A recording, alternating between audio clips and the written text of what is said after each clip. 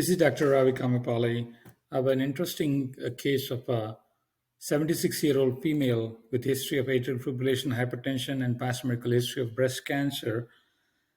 Status post knee replacement for arthritis in September, but ended up having a problem with her femur that broke, and surgery had to be repeated.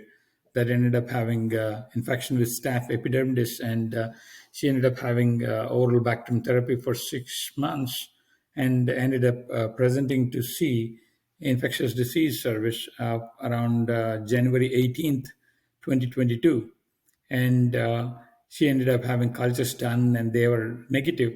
We ended up starting her on IV antibiotic therapy on January 20th, 2022, with ceftriaxone and vancomycin. And along the way, we ended up treating her with ultrasound mesh therapy on 2/1/2022. If you see here, the initial presentation was on 118, and ended up with lancing this open, and cultures were sent, and those cultures were negative.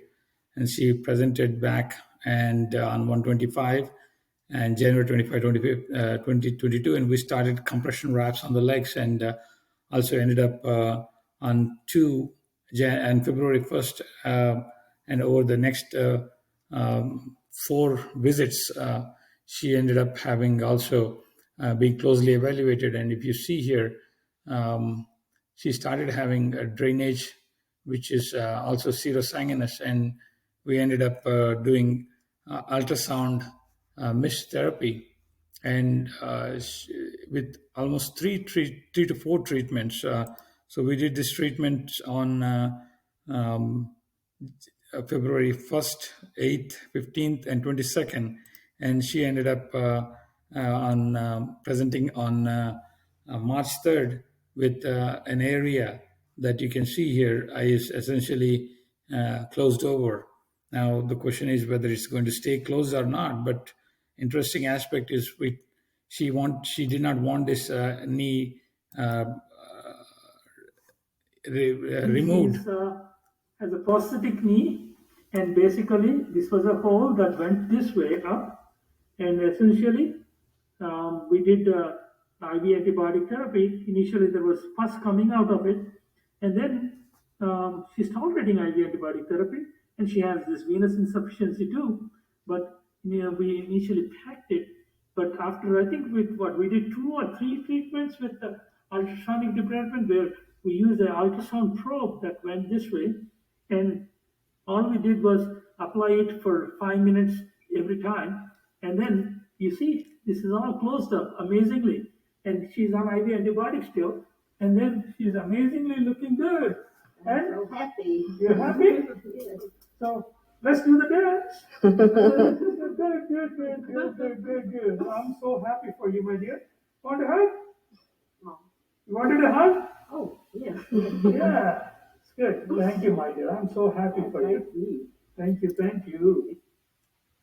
So basically, what I wanted to show with this was a way in which we can evaluate management of prosthetic joint infection. The ideal way is to remove the prosthesis and use a cement spacer, then do antibiotic therapy for 6 weeks, depending upon the cultures, and then that is noted to show almost a 90 to 97% success rate.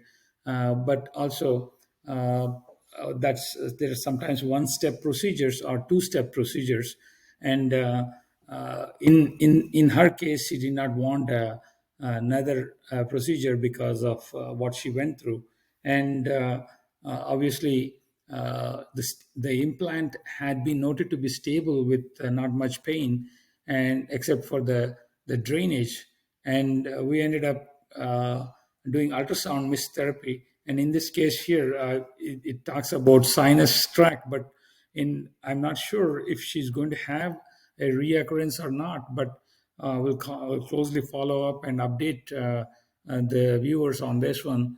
But success rate for her at this point is hopefully keeping the knee working and making sure that she is pain free and keeping the processes in place, and maybe prolonged suppressive antibiotic therapy with oral doxycycline might be one of the options.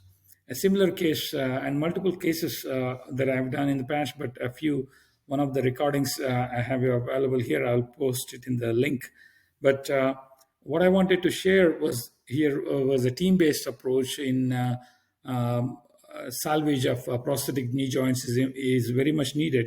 And as you can see here, she ended up having a comprehensive approach, but that approach also included lifestyle changes with her and her daughter being compliant with low carb lifestyle, along with increased protein, and that caused a 12-pound weight loss and overall helped her heal.